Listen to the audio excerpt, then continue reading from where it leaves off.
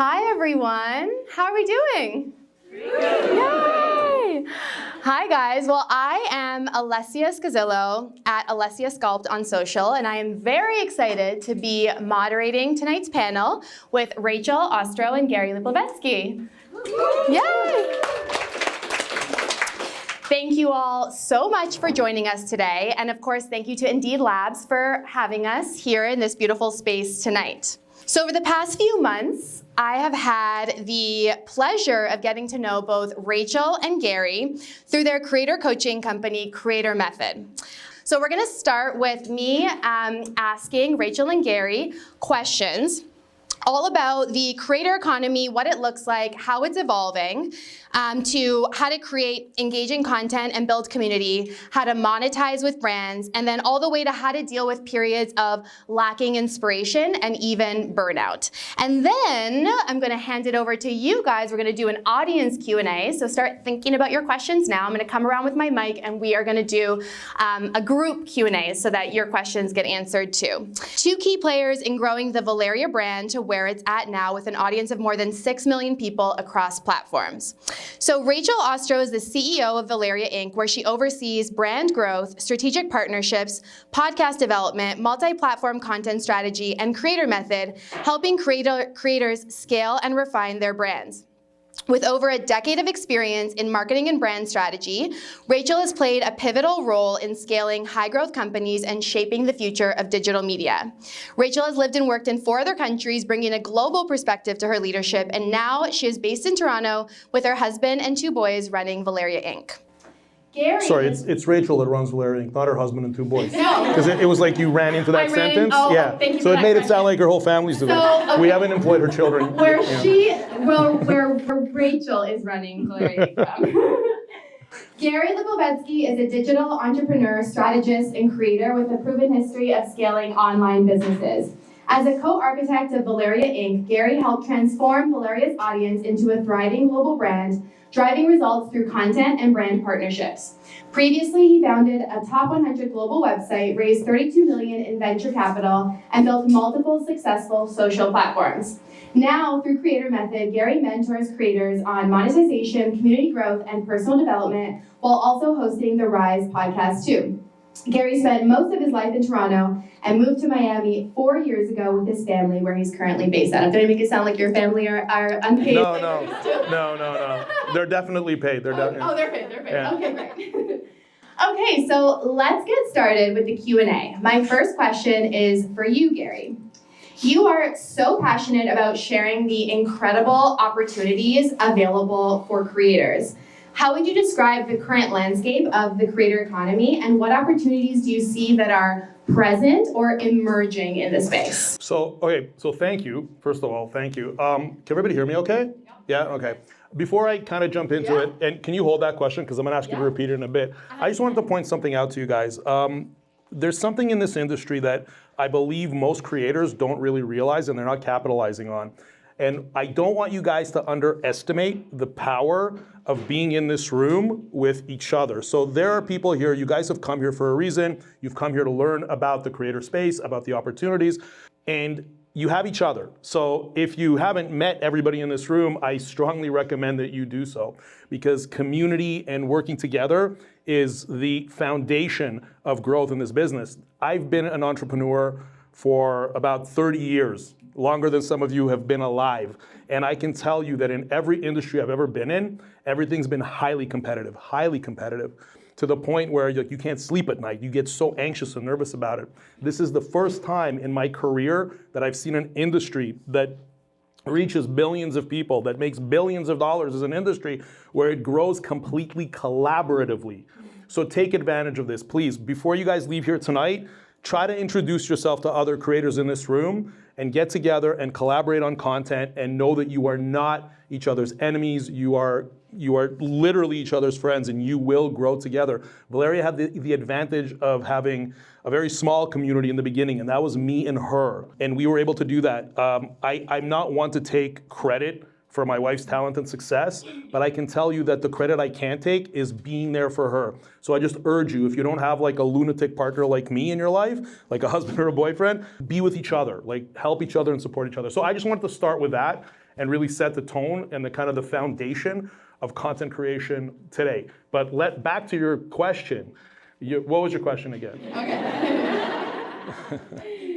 I feel like you did start talking about it a little bit, but how would you describe the current landscape of the creator economy? And what opportunities do you see in the space now and that are coming up and emerging? Okay, so it's a lot. I'm gonna do one at a time. I can't think that far ahead. Okay, I'll remind you. Yeah, so in terms of the landscape of the creator economy right now, it's really gone through an evolution. And right now, I feel it's really going through a renaissance. So to anybody who thinks it's too late, you're wrong. It's not too late. The numbers are completely saying, a completely different story. It's not too late. What's happened in the beginning, it was all about sensationalism. It was all about who can grab the most attention, as being sensational and potentially like doing weird stuff. And you guys know what I'm talking about, right? You see it on every platform that comes out. It happens right away, and then it evolves over time. Now, when I talk about the renaissance of this industry, what's going on now is that content is becoming much more, I hate the word authentic, for the only reason that it's overused, but it's very accurate. Now, audiences are engaging in actual real human beings, real personalities. So when you think back to like traditional content creation, when like back before social media, and you had the, let's say the Oprahs and the Ellens and the Martha Stewarts of the world, but you also had the Jerry Springers of the world and the Maury Poviches of the world, for those of you who are old enough to know those names. It's evolving to be the Ellens and the Oprahs. So it's that communication, that real, again, authentic but real. And attention is moving from sensationalism to personal brands that are built for the long run. And one last thing I'll say before we move on. Adam Mosery, who's the head of Instagram, he's made a statement. He was on a podcast with Colin and Samir. It's these two guys who have a podcast about all things creator. And he made a statement saying that attention, they look at the data, attention continues to shift from media, from like the CNNs of the world and the, I guess, Bustles or whatever, Cosmos and all of these media properties, and it's continuing to shift to the individual. So think of how you consume content yourself. You're looking at individuals. You're looking less on, when you think about it, you don't think of, I went to CNN. You might say, I went to this person who I follow that reports on the news or whatever subject matter you're looking at. So that's kind of the trend that I see, which is great for every individual who wants to create content. Just go back from New York, meeting with 25 of our top clients, and I will tell you that the average client is spending about $1.7 million on just creator marketing in general. And so that's a 150% jump from just last year. So this is something that brands are investing into. So for everybody, if you want to work with brands, if you run a brand, if you run a company, this is just that notion that Gary was explaining of human connection. I think, we can talk about it maybe later, but everybody's nervous about AI and what AI is going to do for all of our jobs and even UGC creators. The one thing that you can control is that you are human. So everyone here needs to lean into the fact that they are human, and people are going to follow you and engage with you and create a community because you're a human. And so that's just my number one thing is create a community, foster a community, no matter what your business or monetization strategy is, because that's the only thing that will set you apart is honestly yourself. So since there is so much opportunity in this space, but that means that a lot of people are also flocking to the space, right? There are so many voices online. How do you suggest creators differentiate themselves? And you started to talk about it with the element of human connection, but how do you suggest creators differentiate themselves and build genuine, lasting connections with their audiences?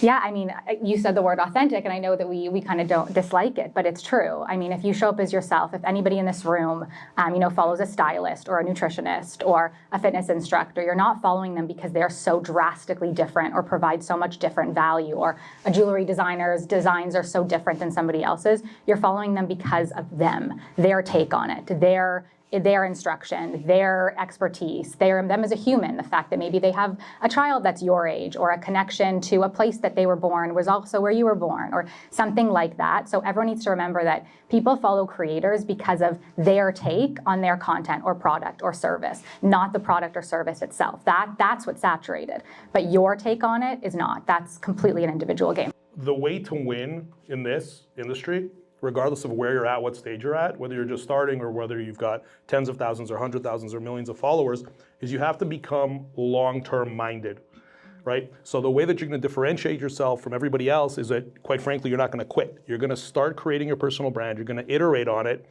You're going to leverage the benefit, like again, going back to community, you're gonna leverage community and you're gonna get through those times, those difficult times when the data falls flat. And you're gonna continue. And the most important skill that you're gonna pick up is not how to be a better dancer on the internet or even how to dress better if you're in fashion or how to do your beauty routine better. You are going to get better at communicating. You are going to mimic what happens online. You're gonna mimic it from real life, right? So when you go to a networking event, right? Imagine you went to a networking event, like tonight, you guys are talking to each other, and you come up to somebody and you said, hello, how are you? And they just stare blankly. Right? That's the equivalent of not responding to a DM. That's the equivalent of not responding to a comment. So if you treat social media like real life and you do it for a long time and you get better at communicating, you become a better communicator in that medium, okay? Then that's how you're gonna win. But no, it's a long-term game. So other than building that communication piece, what else are the key ingredients that you think creators should focus on to create impactful content? So, well, there's the communication piece, there's the human connection piece, there's the consistency. Like, what are those? You're asking for the mechanics. Yeah, like what are those 4 to 5 things that creators need to focus on to build an audience? That's for you, Gary. Or no, go ahead. You're looking at me. Kind of similar to what Gary was saying is having a North Star. And so I'll kind of backtrack, but having a North Star is something that I've spoken about for a long time, even when I was leading tech companies. If you don't know what your end goal is, you can't possibly act in the now. And it can change. And that's a question we get all the time. What happens if my niche changes? Or I'm postpartum and that's what my content is about, but then 10 years later, I'm not. It can move with you. But if you don't know what your North Star is and why you're doing it, then everything will fall flat before it. So when you're thinking about your content to create, everything has to ladder up to what that goal is, whether that's a monetization strategy or a business that you're promoting and what that long-term vision is. You have to concentrate on like formatting to a certain degree, right? So formatting is, let's say you pick your 2 or 3 content formats, right? And the way you come up with your 2 or 3 content formats is you do a cross-reference of A, what you're good at, B, what you're interested in, and C, what there is market demand for, right? And you do that cross-reference and you use ChatGPT to help you with that. You don't give it a prompt, you have a conversation with it. And once you do that, then you come up with like 2 or 3, maybe 4 formats that you can research by, quite frankly, ask ChatGPT to look at other creators in the space with a certain minimum amount of followers, and then go to their Instagram, go to their Reel gallery, and then take a look at what's hitting, like where there's a spike in views. And don't copy it, take inspiration from it, and that's how you start, right? That's how you start. And then the other thing is, I come up with different names for it because I can never remember the acronyms that I come up with. It's today I called it situational content awareness. So I'll just give you guys a quick, situational. Different versions of this. Do I? Situational content opportunity. Yeah. I thought it was something else last time I heard, but yes. I don't write anything down. Everything's in my head. I have actual professionals who can make sure that everything is documented correctly. So with situation content awareness opportunities, as an example, Valeria was pulling up in front of our house the other day, and she was sitting in the car. She was just sitting in the car, and this is some weird thing that she's been doing lately. She sits in the car for like 20 minutes at a time before she comes. Every woman does it. Yeah. Fair. Yeah, you might think it's weird, but actually we all love cars. Right. But that's the thing, right? Look what just happened. It's a common thing that everyone can relate to, and I didn't even know that people were relating to it, right? But me, because I'm kind of like situationally aware from a content perspective, I was sitting on the couch, Valeria's sitting in the car, so I just picked up the camera, I started filming her. You're laughing because you saw it, right? Did you see it? No, you didn't see it? No, it's just funny. It's just, okay, that's cool. I saw it. Okay, did you? Okay. Yeah. And so I was just filming it, I was just making comments like, why is she sitting in the car? What's going on? And then she got out of the car and she started walking over, and her assistant, Celine, was there, and I said, Celine, look busy, the boss is coming. My point is that when you're asking how do you excel in this, you're asking for the mechanics of it. So it's the first thing I said with that cross-reference, with coming up with your formats, sticking to your formats, iterating on those formats. But it's also that little piece that I'm talking about that is unique to you. Those little idiosyncrasies, right? Those little idiosyncrasies that nobody else can really come up with.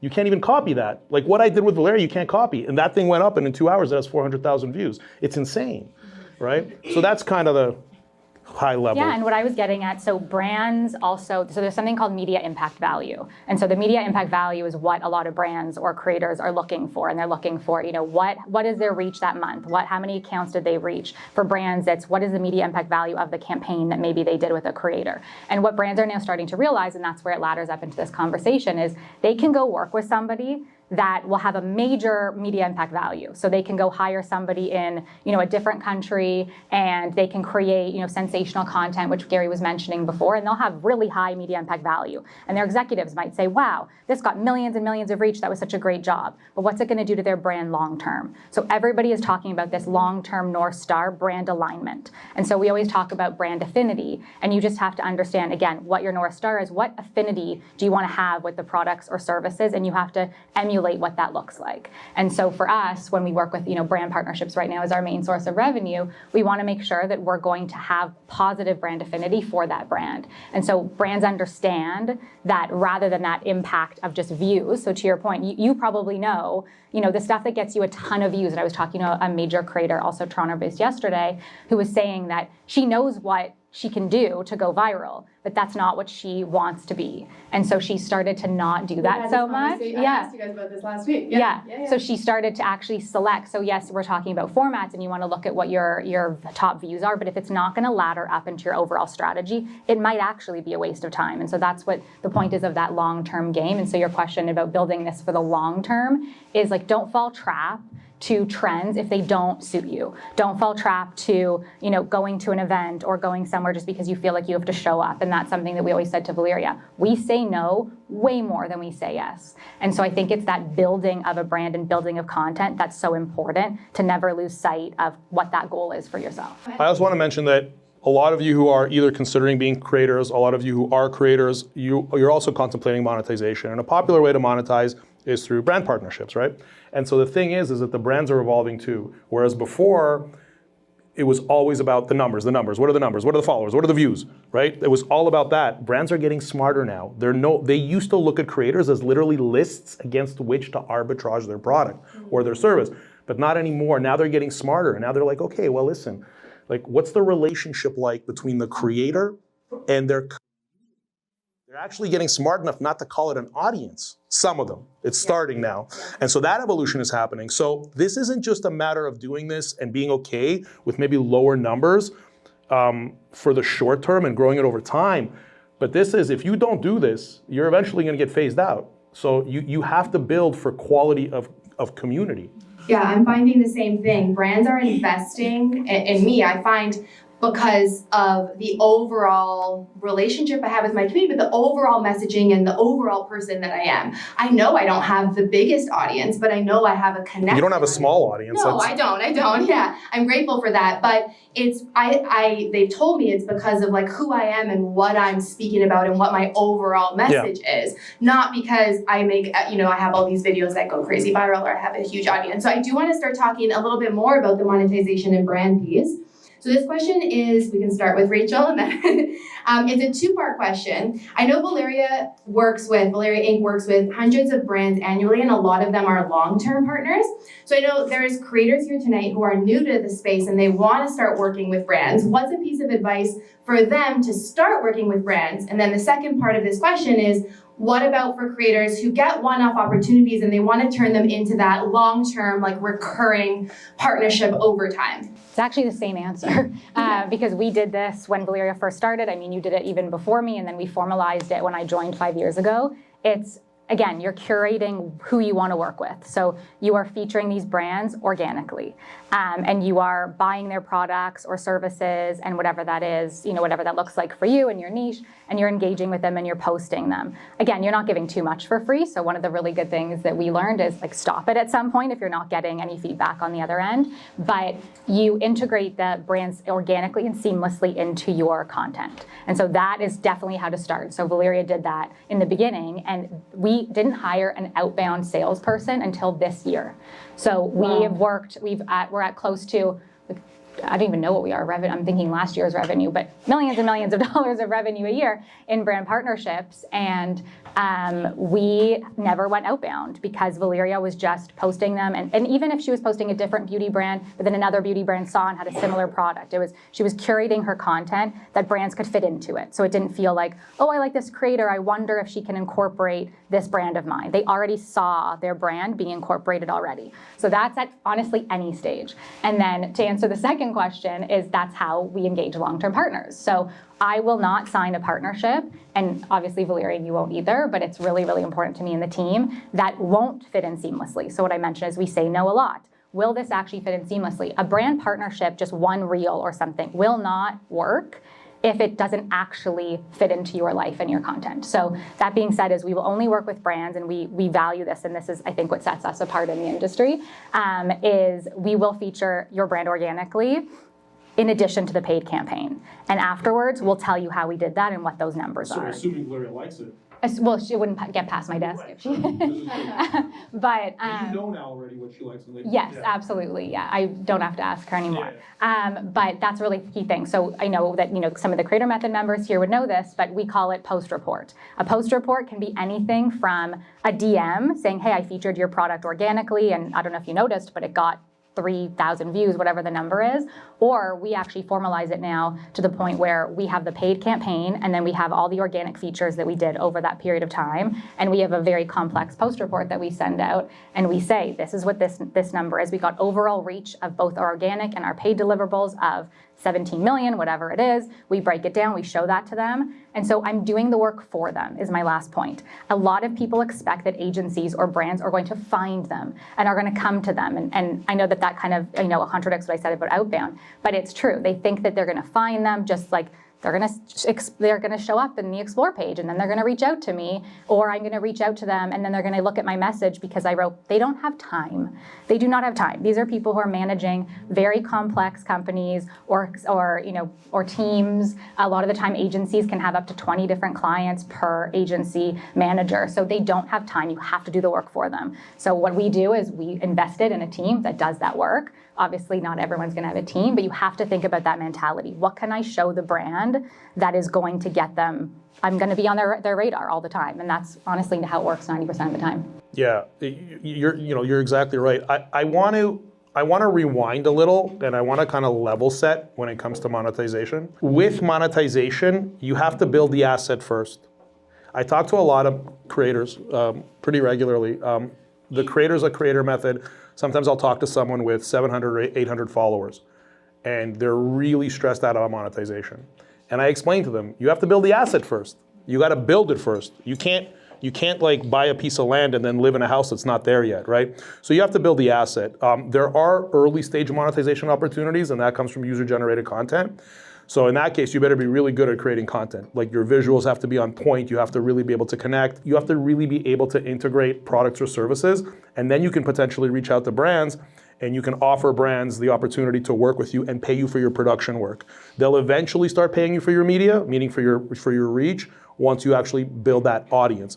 Sorry, on that example, but if you're expecting them to just see the content you created for them and then just call you again, that's a mistake. Especially even with clients. Like you want to make sure that you're infiltrating their inbox, you're infiltrating their Instagram feed, and so you want to make sure that you're not just waiting for them to say, "Oh wow, I saw that video." We talk about that all the time. You cannot be humble in this industry. It's not an industry for being humble. And I'm not saying like conceited and post about it, but we post or we say to a partner, "This got 10 million views. Did you know that?" Or send a DM. And so I think even for UGC creators or any business, celebrate your wins. And that gets positive attention. I think that there's a negative connotation with celebrating yourself, and it's complete opposite in this industry. Yeah, I just want everybody to keep their eye on the ball, right? If you're early stage, build the asset, right? Concentrate on building the asset. Concentrate on creating the best content. Concentrate on becoming a better communicator, a more effective communicator. Get really good at organization, at scheduling. Make sure whatever your quota is, like whatever the goal you set for yourself as to how many pieces of content per day, how many stories, how many reels, how many carousels per day, per week, whatever your schedule allows, because some of you are also working full time, or maybe your parents, or whatever it may be. So whatever you've decided, whatever you've done the math, and stick with that. Right now, again, we're just talking early stage, right? So for early stage, really your goal is the output. It's not the audience, it's not the monetization, it's building that muscle, it's building that just that skill set of communication, organization, the videography, the everything, the editing. There's a lot to do there. So concentrate on that. And a little bit of an aside, I know you didn't ask this, but I'm surprised at how shocked people are when they ask me this question about content frequency. How much should you post? Actually, yeah. Okay. Because I feel like the number that you guys suggest is higher than what most people would think, right? So sure. Yeah. So we currently post 21 posts a day on 4 social platforms. Not saying we need to do more. Gary and I every day are calling our team like, okay, you good? You good? We're going to add 2 more. We post 9 trial reels a day right now. Wow. So we are posting a lot. But I will say for the average, if you are not posting in feed once a day, you are losing money on the table and followers, period.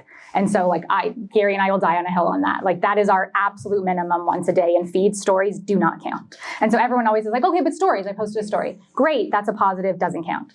So stories are reaching your existing community. Yeah. There's a missed opportunity to reach other people if you're not posting in feed. Yeah, I also want to mention, guys, it may sound daunting depending on some of your schedules, like once a day, oh my God, a whole reel. It doesn't need to be this Martin Scorsese level film, right? You guys got to relax. It's actually the opposite. You got to relax. That silly little video that I was telling you about Valeria sitting in the car, that's like a 9-second video. It is nothing. There's no editing. There's nothing. It's that situational content awareness that, if I got the acronym right, my own acronym, it's that will allow you to put out high volumes. Again, it's about communication. You don't need this you can create this highly produced piece of content, from time to time. But guys, it doesn't need to be that. Think about it for yourself. The stuff that you guys are engaging with, when you go through your feed and you stop on, it's not highly produced. Pay attention to it next time. And if you think about the algorithm, what are you saving and what are you sharing? You're probably not, I would go on a limb, sharing like the most aspirational, put together, produced content. You're probably sharing things with your friends and family that are relatable, that are funny, that spark some sort of human emotion, which is, going back to human connection. That's actually what the algorithm is looking for. It's looking for connection. It's not looking for aspiration. I completely miscalculated the temperature here. It's like hot in this room. I'm coming from. Check on everyone. I know. Yeah, I'm coming from Miami, and I'm just like, okay, I'm going to Toronto. I'm wearing a hoodie. Because you forgot what heating is. Yeah. What's that? You forgot about heating. Is this place heated? Yeah. Oh wow. Been away from Toronto for 4 years, and I forgot about heat. I definitely will say that the content that has performed the best for me has been the stuff that I've whipped together in 5 minutes, thrown up, and whatever. I just need to get a post out today. Boom, 4 million views. But it's still intentional. What? No, but it's still intentional. That skill set that you build by being able to rapidly iterate on content, by catching those moments, that skill set, when you asked earlier, what's it going to take to succeed? That's a skill set you need to concentrate. That rapid iteration, catching the moment, filming it. Valeria she was at the airport, I don't even know when this was, maybe a year ago, and either she saw this somewhere or she came up with it. I don't know anymore. It's all like a jumble at this point for me. But she was at the airport and she had an expensive handbag. Oh, yeah. Right? The Birkin, yes, thank you. Yes. So she had this expensive handbag, and she said something along the lines, I think her assistant held the camera, and she was just standing there in her sweatpants, getting on a plane, and she said something like she didn't fly business class because it was it's only a couple when your of bag hours. is $40,000, But the bag headed to is business. relax, Yeah. $40,000. It's not $40,000, so please. It's business class is that amount for a few hours, whereas the bag is for life kind of thing. Yeah, something like that. So it's a silly little No, thing. and if you saw the behind the scenes, Celine didn't even shoot that one. It was propped up on a seat with her phone, and she suction cup to a window, and that was it. So every time we see that the simplest idea always takes off the most. So I want to have a couple more questions here and then I'll open it up to the audience. But as a creator myself, I know I so often struggle with lack of inspiration, creative lulls, burnout, losing my mind that content is not performing, all of that. So what advice do you have for creators in those moments to stay inspired and stay resilient and stay consistent long term? So before those moments, I need a better phrase than this, but I post and go. You cannot look back. I think that so many people get bogged down in the comments or the DMs or the responses. Are they positive? Are they negative? Whatever it is, you got to post and go. And I don't mean to, you're going to interact and you're going to like and you're going to comment back, but you can't overthink your content. Like if you created it in the moment, just post it. The chance of your audience actually seeing it is honestly pretty low. So you can't, think about things too much. And so I always say like post and go, walk away. So that's the number one thing I think honestly that affects mental health is like looking back at the contents and then, how'd it do? Could I have done better? Could I have done it? Okay, do better next time. Like what you didn't like about it that time, do that the next time. So post and go is one thing. And I know Gary and we talk about this all the time is don't chase shiny objects. I think that this industry can be exhausting because, and I was talking about it with someone yesterday, well, now I have a following. Should I be doing affiliate revenue? But you run a service, you run a business. Why are you doing affiliate revenue? Like you're going to make peanuts when you can actually have somebody come onto your service and pay you thousands and thousands of dollars. It doesn't make any sense. And somebody else in our community, they went from, what did Julia, 7,000? 17,000 to 72. Yeah. 70. Oh, she said 72. Right. So she called. So on the call on last week's call. Yeah. She said, right, what did she want to do? 17,000 followers to 70,000 in like 3 months. Yeah. And so she was talking to us like, what's next? Like, oh my goodness, I have all this growth. What should I do next? Should I do an ebook? Yeah. Should I do an ebook? Valeria did a smoothie ebook back in the day. Should I do this? Should I do that? And we're like, no. You just mentioned to us that you now can actually quit your job and be a content creator full time. That's enough. Don't chase a shiny object. Yeah, she makes more than her. So like, don't chase a shiny object. I think that's part of the exhausting part of it is like, what should I do next? And I've had this growth, so that's number 2. And number 3 is don't look at the data until you've been doing something for minimum 3 months. And that's like, always end on this note because this is the biggest mistake people make. I was talking to my friend who's a plastic surgeon. He's like getting a lot of momentum on social. And he said, when I do those talking videos that I see everyone else do that does so well, they don't perform well. I'm not going to do them. So I'm like, give me your phone. How many have you done? He's like, 2. Like, what are you wasting your time on? You did this 2 times over like 3 months. Talk to me when you've done 60. There's not enough data to show you, especially he has 20,000 followers. Like the amount of people that saw that, the followers from that, like it's 2 data sets. Like a mathematician would cringe if you were looking at 2 data sets and trying to, run a report on that. So those are my 3 pieces of advice. So here's what I want to tell you guys as creators. There's a couple of things here. I'll try to be quick about it, okay? You have to budget into your time to do things that make you happy, that fill your cup, whether it's hanging with your kids, it's going to the gym, it's doing whatever you need to do, hanging with your friends, taking a vacation. That is part of your job. It's part of your job. You think it's not. You feel guilty with your type A personalities. Oh, no, I can't take a break. No. If you don't, you will fail. Because this is like a crude way to say it. You are the product. You are the product. Not to compare like creators to animals and stuff, but if you look at thoroughbred like race horses, I've never been around thoroughbred race horses, but I've heard that they pamper these animals. You got to pamper yourself, right? You've got to do that. That's super, super important. One other thing I want to mention is that what this technology has done is this has leveled the playing field. You no longer need an MBA to have your own business. You no longer need decades of experience. You no longer have to appeal to a corporate gatekeeper in Hollywood who decides that you have talent. You can go direct. You go direct to consumer now. But there's one piece that's missing from the old way, and that's to get that degree, that business degree, you have to go through a lot. You have to develop a skill set. You have to develop fortitude. You got to do whatever you need to do to get a degree. The one benefit that it had was it taught you along the way. Here, with a level playing field, being able to go to direct to consumer through technology, we all have access right away. But what we don't have is we don't have that training. And so because that training's not there, it's tough. We're not business people, right? We're not like Valeria wasn't, 26 years old, she started doing this. You guys got to figure that out on the fly. So know that it's hard. So going back to It's hard. This is hard. You don't have the training. You'll get the training through doing it, through iteration, but take care of yourself. So when you talk about burnout, sorry for such a long-winded response. No, it's great. But when you talk about burnout, that's the thing, guys. You got to take care of yourselves. Please, please, don't feel this guilt for taking care of yourselves. I'm kicking Valeria out of the house. I'm like, go get out of here. Yeah. Go do something fun. Go have a good time. The other day she said to me, she wanted to go to Spain. And she's like, can I just, because it's like this, I don't know. She called me to see if she could go. Did she call for? Well, she called you for. No, she did ask me. She called you for scheduling to make sure she didn't have any commitments. She called me to be like, is it okay from like a, I don't know, like a husband-wife situation with kids, right? And I'm like, I got it. I'm gonna take care of the kids. She's like, oh, you're the best. I'm like, no, just go. Anyways, so take care of yourselves, please. I remember you said that on a Creator Method call. And I right away turned to my boyfriend who's here and I said, Gary said to book a trip and go away for a few days. So I'm doing that next week. Don't even get me started on the husbands and the boyfriends. I literally booked a little wellness retreat. I told you about it, Rachel, up north. And I feel like, and I was off my phone and I just came back a completely different, inspired person. And it was like such a real example of like, when you feel that, you have to put yourself first. So I love that advice. Okay, I really want to get to audience questions, so I'm going to ask you one more, and it's the same question for both of you.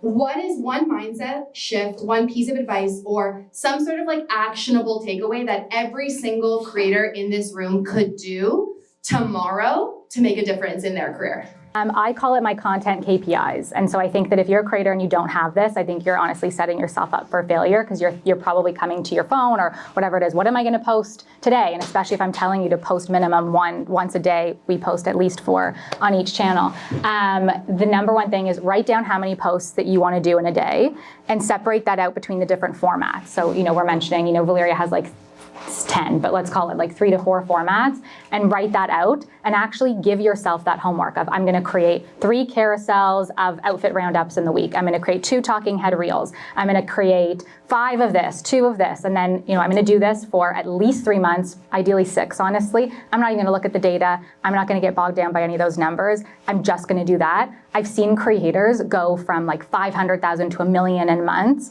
just because they're not bogged down by the specifics and they're actually following a plan. It's like, kind of a showing up to your day and not having anything time blocked, as an exec, like this is the, I'm not a creator. So, not having anything time blocked or having a to-do list but not having it written down anywhere. It's the same thing. So I think setting yourself up for success is actually giving yourself a roadmap. And for any of our like clients, partners, I do this for brands, honestly. Like, what are you actually trying to do? Because you're telling me what you want to do, but it's not written down anywhere. And so our team has these KPIs on their computers, on stickies, and they have to tell me if they didn't hit it, and then I change everything.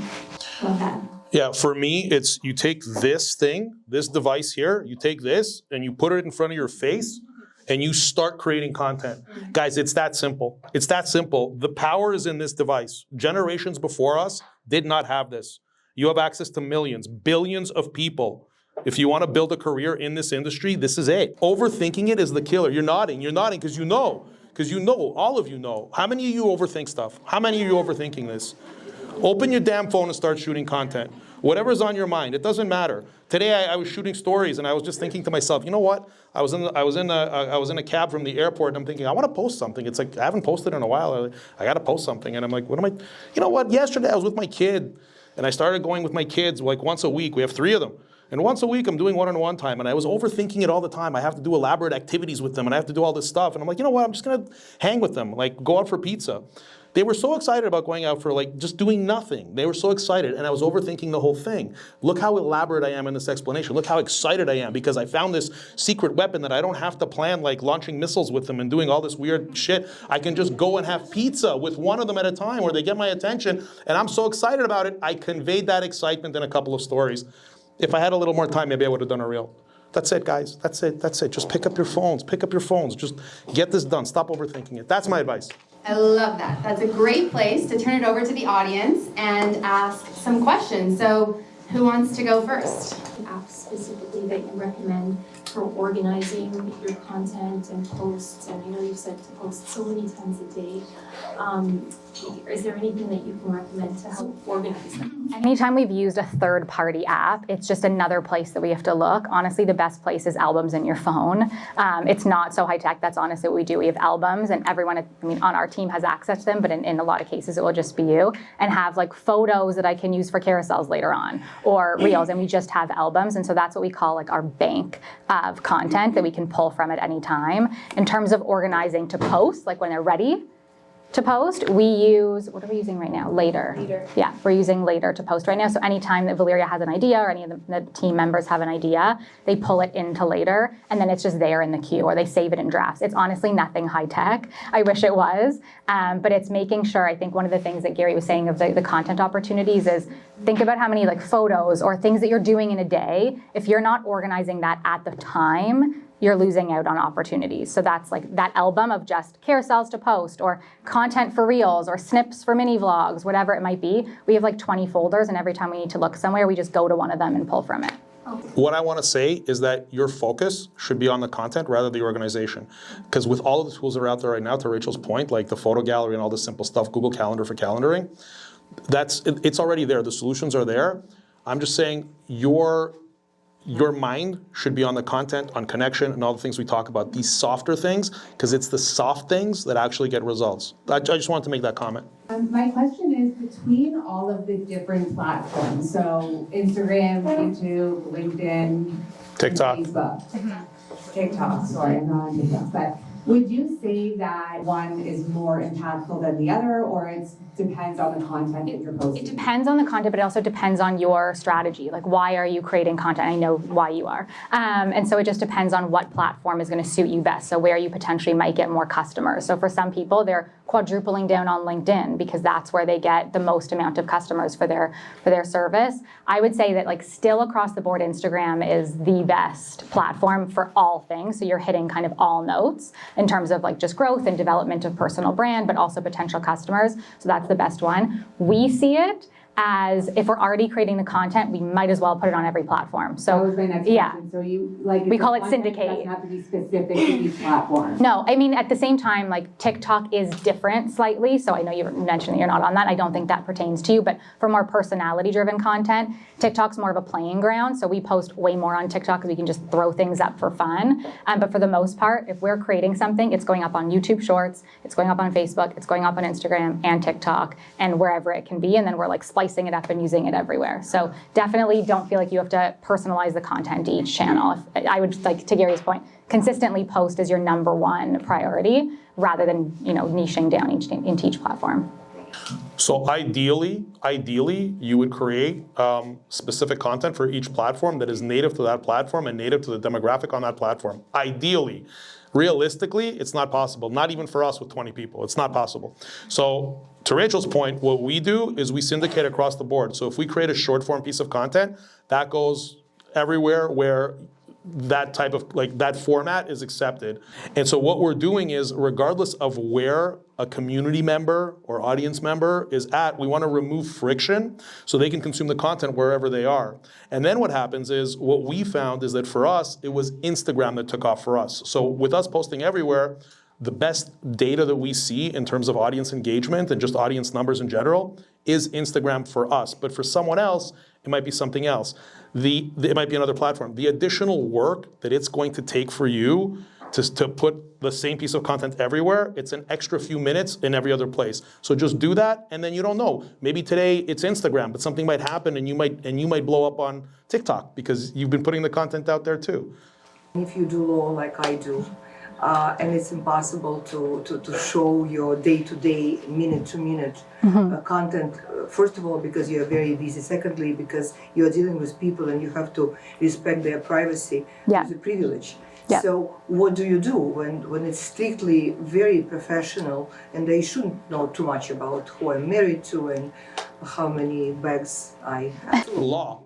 Oh, okay. So with law, it's monologues. It's like short form monologues. I was going to say, if you sit down for a half an hour at the end of every day and just reflect back, that gives you a half an hour piece of content if you want it anywhere, and then you splice it up into 10-second, 20-second, 30-second clips, then you're reflecting on your day. You're not actually sharing the details. And again, I know it's a little bit more difficult in your case, and we're actually supposed to meet with her tomorrow. And it's very hard. What type of law is it? Sorry, what type of law? It's immigration and Perfect. outbound. Yeah, perfect. So my suggestion to you is you can do one of two things.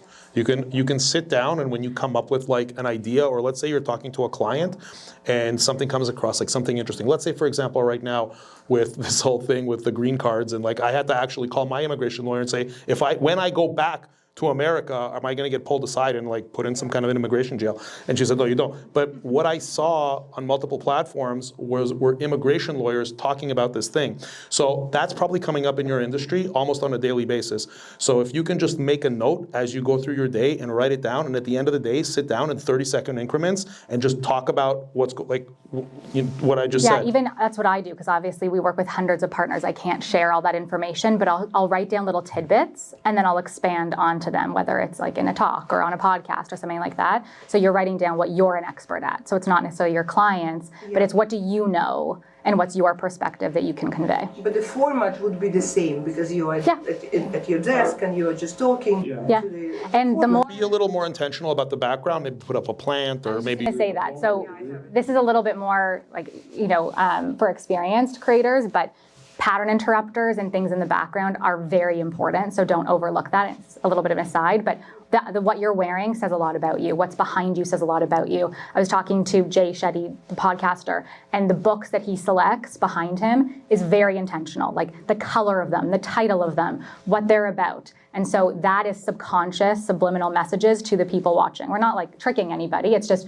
what are things that I can show that are going to tell them a story about me that I don't have to even say? It's just subliminal in the background. So, Can you share what the pattern interrupter, what that means? So that's the subliminal messaging. A pattern interrupter is you're putting on, so I told like your content, you're putting on lipstick while you're talking, you're brushing your hair, you're walking, you're playing with your dog, you're, if you're a nutritionist and you're talking about, your kids' health, you're making them dinner while you're doing something in relation to the content that is taking their mind, like they're just in a trance. Like think of like a kaleidoscope. I was telling this to somebody yesterday of how you're in a trance. Think about different things that you can have in your content that are taking them away from just the one thing that they're looking at. And it's a little bit more complex. Yeah, I think that when we talk about preparation, like your backdrop and everything, definitely do that, but don't wait until you do that. So if it's going to take you 3 months to set that up, don't. Sit in front of if it's a bare wall behind you, it doesn't matter. Start making the content. You got to start making the content. A lot of creators fall into that trap is that they wait until the set is right and the lights are right. And you need a $20 ring light from Amazon. You need a phone, you need a tripod. You need to start shooting content. We built Valeria a podcast studio. And we recently got rid of it, and she sits in her living room on her chair because she's just more comfortable there, and it says a lot more about her and the conversation she's having, and she's able to connect with her guest more just because it feels natural. So we've actually stripped down to basics, if anything. I've had a couple videos go viral that my daughter and I have created, and whenever we do that, we get approached by other representatives from Be Viral or whatever. Sure you do. Exclusive or non-exclusive rights to the video. I'm very leery about approaching that. What are your thoughts on? Don't do it. Okay, that's what I thought. We are so firm on this, and so Clarify what it means. So you're not talking about a management company coming out to you who's saying, I want to manage you exclusively. They want to buy the rights to your, I just think it's nonsense. I've never, one thing I haven't told you is I used to have I didn't do that particular model, but I had a viral news website that had 200 million sessions per month, 200 million people a month going through in a partnership with Facebook. if you want to engage with partners, I would start featuring, that's what that organic conversation, featuring brands, featuring products in these viral videos, and then approaching them to say, like some of Valeria's best content is just when she's organically wearing a sweater or a pair of jeans, and then we just have it posted, and then they'll reach out to us and they'll pay us for usage rights. We've had one brand approach us, a large beverage company, to work with them and create a video for them. Yeah. Good. So that you can do, but selling the rights to one of these Be Viral things, don't worry about that. I wanted to, sorry, before you continue, I apologize for interrupting. I just wanted to mention something else. If you want to really increase the probability of monetizing your ability to create viral content, whatever is in that video, tag it. Whatever you're wearing, if you have a drink in your hand, that's what Rachel means. Because when that goes viral and it's tagged, and not just tagged in the video itself, tagged in the comment, tag it everywhere you can tag it and give them that visibility. Because if you have the ability to create videos that constantly get scale like that, then they're eventually going to take notice and they're going to reach out to you. And depending on how many views it gets and the nature of the video and how they assess the quality of your relationship with your community that's consuming this content, they may offer you gifting, or they may offer you cash, or they may offer you long-term. But make sure you're doing that, because you don't have to approach them. You don't have to. DMs that'll get lost. No, you don't have to. Don't approach anybody. Yeah. Don't approach anybody. You have to get them to come to you. They will come to you if you create that value. So a really good example, really short, is Valeria created an outfit of the day, which, if anyone knows that content, is when she gets dressed in her closet, and she had a lotion behind her, completely organically. She just happened to put on lotion that morning. It wasn't even tagged, right? No, it wasn't even tagged. The brand screenshotted it, circled it, and DM'd it to Valeria saying, oh my gosh, you actually like our product. Who's your director of partnerships? So people are paying attention, whether it's subliminal, like I said, in the background, or it's brands looking for things. So don't underestimate. Again, if it's working, do it more often, do it consistently, and I really feel like people will come to you. My husband and I, we own a jewelry brand, and we grew it to 14,000, and it's under my name. And so through just me talking about the jewelry, showcasing the jewelry, people have really grown to they want me. I noticed that, whenever my face is there, or even if I show my kids a little bit, the views go up, followers, everything. So recently we kind of set up a different, a jewelry account, because I felt like I was struggling with I just felt like jewelry in personal life, it just didn't make sense to me, because there's so much I want to share about me and stuff I've gone through, just my learning curves through business, through life, and I have this solid mom community. And so I just I created a new account. So I'm I'm smiling because we get this question 10 times a day. Okay. So did I do the right thing? Or did I? I don't know the details. My instinct is no. My instinct is it's a mistake. And we see this across the board. We have a real estate agent that works, with us in Creator Method, and she had her name and she felt like she was connecting, and then she changed it to brand to something catchy, a catchy name. And she just found that it didn't, she was trying to then to create content on 2 accounts. And if we're saying consistency and posting is the 2 most important things, and then you're managing 2 different accounts, and it's well, what content am I doing there? And then how do I incorporate jewelry? If that's what happens, then I would definitely say it's a mistake. But if you think, again, that North Star of you want a jewelry brand that completely exists without you, then maybe not. But if you feel like you're always going to be at least somewhat tied to it, then I would say just keep it. If someone has a choice to buy jewelry is an emotional purchase, right? So if any human being has the choice to buy jewelry, they'll either buy it from a brand that's very well recognized, like a David German, or they're going to buy it from you, right? So that's really what it is. So developing your personal brand is a must. That's just a must. It doesn't matter what business you're in. This is universal at this point. What's your company? Okay.